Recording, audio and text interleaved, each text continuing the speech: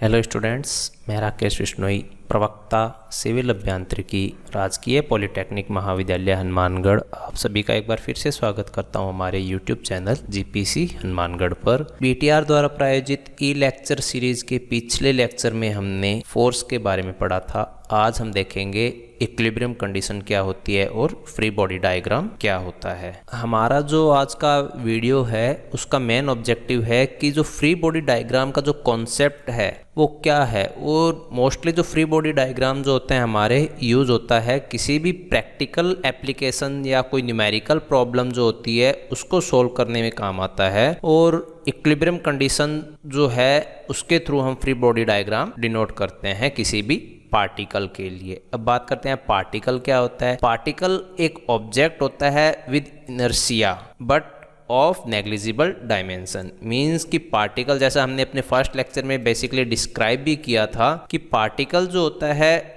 उसकी डायमेंशन बहुत ही नेग्लिजिबल होती है कंपैरिजन टू रेफरेंस सिस्टम। हमने वहाँ एक एग्जांपल लेके भी बताया था कि अगर पूरा अर्थ एक रेफरेंस सिस्टम या स्पेस है तो वहाँ एक पर्टिकुलर बॉडी, जैसे कोई एक सिंगल ह्यूमन बीइंग जो है एक पार्टिकल की तरह बिहेव करेगा, जिसका खुद का द्रव्यमान तो होगा लेकिन पूरी पृथ्वी की डायमेंशन के रेफरेंस में उस पर्टिकुलर पार्टिकल की डायमेंशन अर्थात हमारी जो डायमेंशन है वो बहुत ही नेग्लिजिबल होती है। ए particle at rest. A particle rest का मतलब है या तो वो स्थिर अवस्था में है या फिर वो कांस्टेंट वेलोसिटी से मोशन कर रहा है। उस टाइप के पार्टिकल को हम कहते हैं पार्टिकल एट रेस्ट। इक्विलिब्रियम जिसको कहते हैं हम साम्यावस्था। तो किसी पर्टिकुलर पार्टिकल के लिए साम्यावस्था क्या होती है, उस पर्टिकुलर पार्टिकल पे लगने वाले सभी फोर्सेस का जो रिजल्टेंट फोर्स है वो क्या होना चाहिए, जीरो होना चाहिए। According to Newton's first law,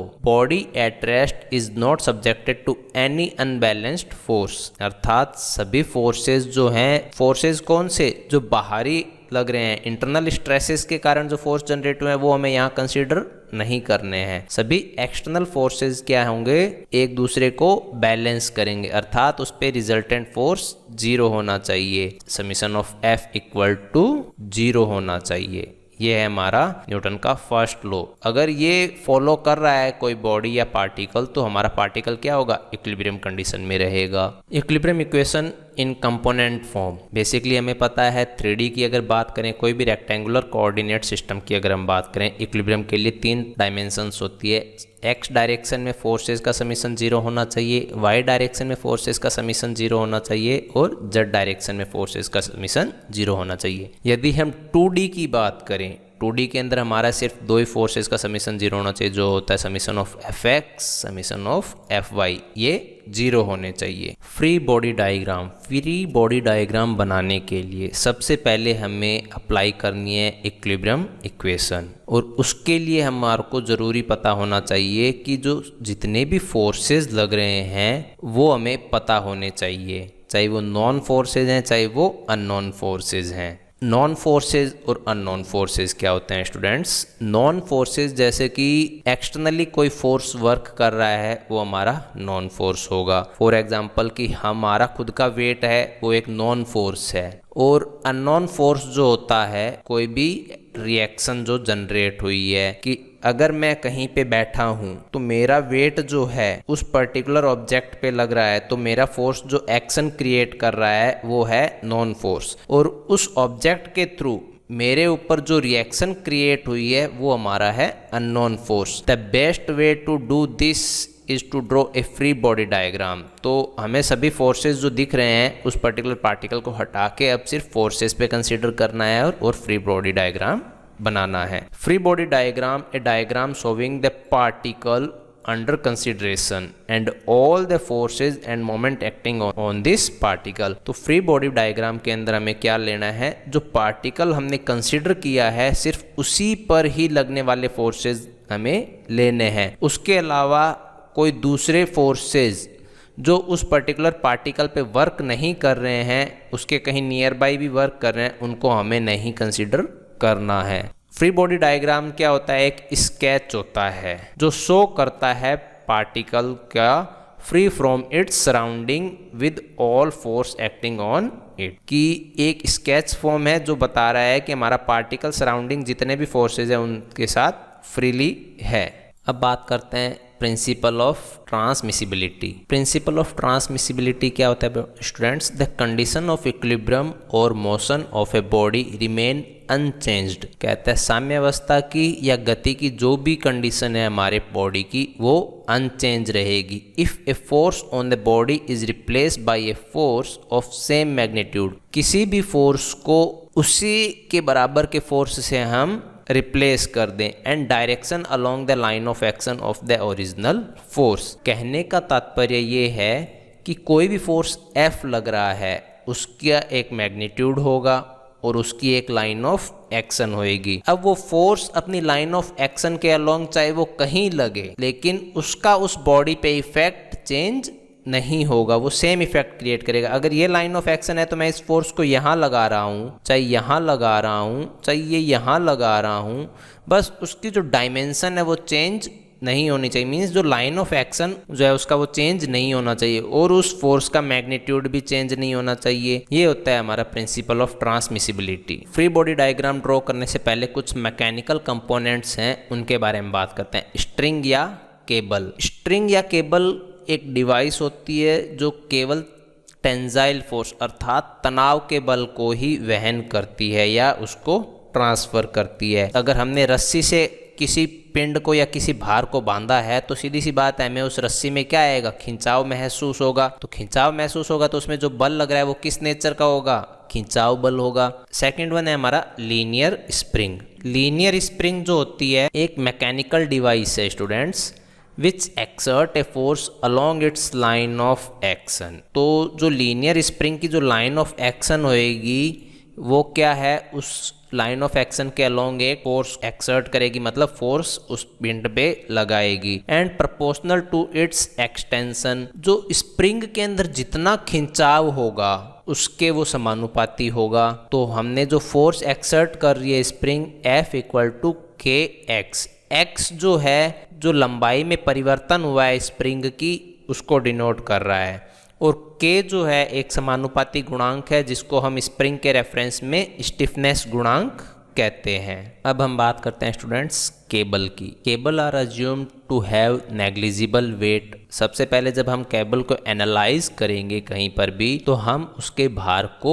नगण्य मान के चलेंगे, और दे कैन नॉट स्ट्रेच, मतलब उसकी लंबाई में भी परिवर्तन नहीं होगा। तो ये दो बातें हमें ध्यान रखनी है कि ना तो उसका भार हम कंसीडर करेंगे ना ही उसकी लंबाई में परिवर्तन को हम कंसीडर करेंगे, हम उसको नगण्य मानेंगे। They can only support tension और पुलिंग। अब सीधी सी बात है स्प्रिंग से हम दबाव तो एक्सर्ट नहीं कर सकते, जो हमारी केबल होती है या स्ट्रिंग जो होती है उससे सिर्फ टेंशन फोर्स को ही सपोर्ट होगा उसके अंदर। हम रस्सी से बांध करके पुश नहीं कर सकते, सिर्फ पुल कर सकते हैं, उसको खींच सकते हैं। फ्रिक्शन लेस पुलीज, जो पुली सिस्टम है जिसके ऊपर से हमारी ये स्ट्रिंग्स जा रही है या केबल जो हमारी जा रही है, हम कहेंगे ये पुली जो है हमारी फ्रिक्शन लेस है, वहां पर हम घर्षण को नगण्य मानेंगे। एक continuous cable passing over A frictionless pulley must have tension force of a constant magnitude. ये नोट करने वाली बात है कि कोई पुली के ऊपर से यदि कोई रस्सी पास हो रही है तो उस रस्सी के अंदर दोनों तरफ जो तनाव का बल आ रहा है वो समान रहेगा। ऐसा नहीं होगा कि पुली की एक तरफ तनाव बल अलग है दूसरी तरफ तनाव बल अलग है, तो जितना तनाव बल इस तरफ होगा उतना ही ये तनाव का फोर्स दूसरी तरफ पास करेगी। The tension force is always directed in the direction of cable. तो जो टेंशन फोर्स है तो वो हमेशा केबल की डायरेक्शन में ही रहेगा। For a frictionless pulley in static equilibrium the tension in the cable is the same on both side of the पुली। जैसा कि हमने अभी बताया कि पुली के दोनों तरफ जो तनाव बल है उस केबल के अंदर वो समान रहेगा। तो ये कुछ स्टूडेंट बेसिक मैकेनिकल कंपोनेंट्स थे जो हमारे इस चैप्टर में काम आएंगे आगे न्यूमेरिकल प्रॉब्लम्स अगर हम करें तो, और कुछ बेसिक हमें पता होना चाहिए कि किस टाइप के मैकेनिकल कंपोनेंट में किस टाइप का फोर्सेज हमारा आएगा। अब हम बात करते हैं फ्री बॉडी डायग्राम के बारे में। अब हमें पता होना चाहिए how to draw a free body diagram. Free body diagram को हम कैसे ड्रॉ करेंगे। Draw outline shape. सबसे पहले हमें बाहरी शेप के बारे में पता होना चाहिए। इमेजिन द पार्टिकल आइसोलेटेड और cut free from its surrounding, कि हम ये कहेंगे कि जो उसकी जो आउटसाइड एज जो बाउंड्रीज है वो हमें पता होनी चाहिए। उसके अलावा उसके अंदर कुछ भी हमें दिमाग में नहीं रखना है। So all forces end moment include active force and reactive force. जैसा कि हमने बताया था एक्टिव फोर्स और रिएक्टिव फोर्स। एक्टिव फोर्स जो हमें दिखते हैं, रिएक्टिव फोर्स जिसको हम विजुअलाइज नहीं कर सकते, फॉर एग्जांपल ग्रेविटेशनल एक्सिलरेशन वगैरह। Place each force and couple at the point that it is applied. मतलब अब हमें ये देखना है उन फोर्सेस का पॉइंट ऑफ एप्लीकेशन कहाँ है। तो हमें वो कपल मतलब मोमेंट और फोर्स जिसका हमें पॉइंट ऑफ एप्लीकेशन पता होना चाहिए, उस पॉइंट ऑफ एप्लीकेशन पे उसको हम अप्लाई कर देंगे। लेकिन ये हमें देखना है जब हम फ्री बॉडी डायग्राम बनाएं, जैसा कि हमने प्रिंसिपल ऑफ ट्रांसमिसिबिलिटी पढ़ा है, जहाँ पे जो लाइन ऑफ एक्शन है उसके अलोंग वो फोर्स कहीं पे भी हम प्लेस कर सकते हैं। Identify each force. हर फोर्स का हमें आइडेंटिफाई करना है। Known forces labelled with proper magnitude and direction, कि जैसा कोई फोर्स है जिसका हमें मैग्नीट्यूड पता है, डायरेक्शन पता है, तो हमें उसके हिसाब से ही बताना है। For example 10 Newton force with 30 degree horizontal के साथ कोई एंगल पर है तो हमें उसका प्रॉपर बताना है। Letter use unknown quantities. अगर कोई फोर्स जिसका हमें पता नहीं है, फॉर एग्जांपल कोई रिएक्शन फोर्स है तो R1 R2 R3, कोई एक्सटर्नल फोर्स है तो उसको M1 M2 M3 या F1 F2 F3 ऐसे हम डिनोट कर सकते हैं। Add any relevant dimension on to your pictures. अब हमें सब डायमेंशंस पता होनी चाहिए। अगर कोई स्पीयर है तो उसका डायमीटर क्या है, उस किस एंगल पे है, तो ये सब हमें पता होने चाहिए। या कोई हमारा स्क्वायर है तो उसकी क्या शेप है और उसकी डायमेंशन क्या है वो हमें पता होना चाहिए। फॉर एग्जांपल यहाँ हमने दो डायग्राम बनाए हैं। एक कोई केबल के थ्रू कोई वेट W लटक रहा है किसी स्ट्रिंग के थ्रू, तो हमें ये बताना है इस पर्टिकुलर शेप के लिए फ्री बॉडी डायग्राम क्या बनेगा। तो हमें पता है स्ट्रिंग फोर्स के है तो इस केबल के अंदर क्या लगेगा, टेंशन फोर्स लगेगा अपवर्ड डायरेक्शन में, और वेट W जो है वो हमेशा लगेगा कहाँ, डाउनवर्ड डायरेक्शन में, क्योंकि वहाँ पे क्या होगा, ग्रेविटी के कारण उसके अंदर एक फोर्स लगेगा डाउनवर्ड डायरेक्शन में। तो ये इसका फ्री बॉडी डायग्राम बन गया। फॉर एग्जाम्पल ये जो नॉट है हमारा, इसके अंदर क्या कौन कौन से फोर्स आएंगे, तो हमें पता होना चाहिए स्टूडेंट्स कि नॉट पे जो जितने मेंबर अटैच हैं उतने सारे हमारे फोर्सेस वहाँ वर्क करेंगे। अब हमें नहीं पता कितने क्या फोर्सेस वर्क कर रहे हैं, तो हमें पता है 3 केबल्स है, इसके अंदर टेंशन फोर्स आएगा, एक टेंशन फोर्स इधर आएगा और एक टेंशन फोर्स इस डायरेक्शन में आएगा। तो ये 3 फोर्सेस जो हैं वो हमारे यहाँ आएंगे जो हमें पता होने चाहिए। तो ये ध्यान रखना जिस पर्टिकुलर पॉइंट पे हमें फ्री बॉडी डायग्राम डिनोट करना है तो वहाँ पे जुड़ने वाले मेंबर्स का हमको पता होना चाहिए। अब हम एक न्यूमेरिकल एग्जांपल लेते हैं। A spear has a mass of 6 kg। एक कोई गोला है जिसका भार हमें दिया हुआ है 6 किलोग्राम है, and is supported as shown. Figure में दिया हुआ है उसके अकॉर्डिंग वो सपोर्ट पे लगा हुआ है। Draw a free body diagram of the sphere. एक तो हमें स्पीयर का फ्री बॉडी डायग्राम बनाना है। क्रोड CE, क्रोड CE कौन सी है स्टूडेंट, ये, एंड नॉट C, ये जो गांठ है C पॉइंट पे उसके बारे में। तो सबसे पहले हमें पता होना चाहिए कौन कौन सा वेट हमारा वर्क कर रहा है। स्पीयर है तो इसका वेट डाउनवर्ड डायरेक्शन में लग रहा है, तो एक स्ट्रिंग में उसके अंदर टेंशन फोर्स आ रहा है ऊपर की डायरेक्शन में, और नॉट जो है C उस पर कितने मेंबर जुड़े हुए हैं, 1 2 और ये केबल CE। तो ये 3 चीज़ें हमारी यहाँ हैं, तो ये हमें पता होने चाहिए बेसिक, जिसके थ्रू हम इजीली हमारा डायग्राम बना। तो सबसे पहले हम बात करते हैं स्पीयर की। स्पीयर है, उसका खुद का वेट होगा कोई W, द्रव्यमान दे रखा है उसका, द्रव्यमान इंटू ग्रेविटेशनल एक्सिलरेशन G 9.8 से मल्टीप्लाई करेंगे तो उसका भार आ जाएगा W हमारे पास, जो कि डाउनवर्ड डायरेक्शन में वर्क कर रहा है। तो यहाँ ये कह रहा है कि 2 फोर्स हमारे वर्क कर रहे हैं स्पीयर में। एक तो इसका खुद का वेट, एंड फोर्स ऑफ क्रोड सीई। तो क्रोड सीई के अंदर क्या लग रहा है, टेंशन फोर्स लग रहा है, जो कि किस डायरेक्शन में स्टूडेंट्स, अपवर्ड डायरेक्शन में है। तो ये स्पीयर के लिए फ्री बॉडी डायग्राम आ गया कि जो स्पीयर का वेट है वही केबल के अंदर जा रहा है अपवर्ड डायरेक्शन में। अब हम बात करते हैं कोड सीई के बारे में।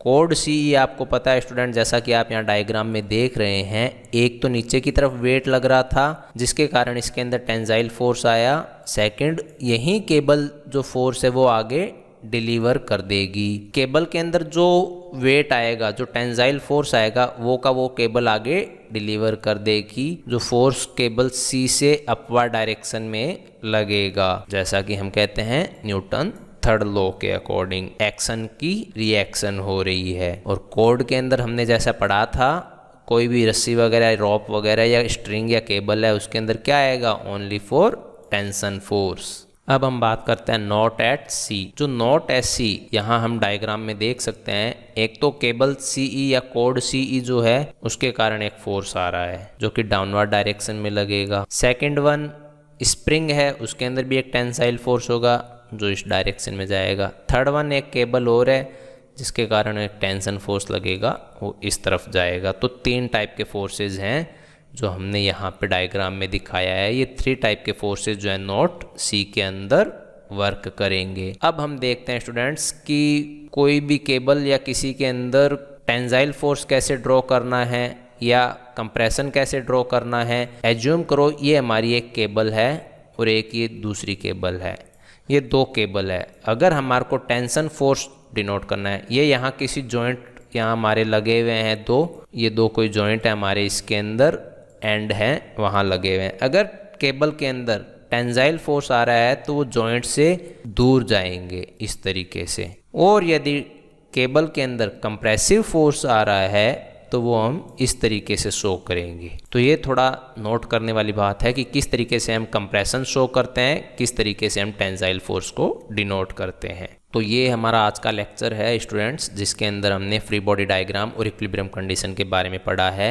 नेक्स्ट लेक्चर में हम फ्री बॉडी डायग्राम की जो एप्लीकेशन है लामी थ्योरम के अकॉर्डिंग वो हम देखेंगे कि वो किस तरीके से वर्क करता है। So thank you students, I hope कि आपको मेरा वीडियो लेक्चर आज का बहुत पसंद आया होगा। ऐसे ही और वीडियोस के लिए हमारे यूट्यूब चैनल जीपीसी हनुमानगढ़ पर बने रहिए और हमारे चैनल को जल्दी से जल्दी सब्सक्राइब कीजिए। Thank you.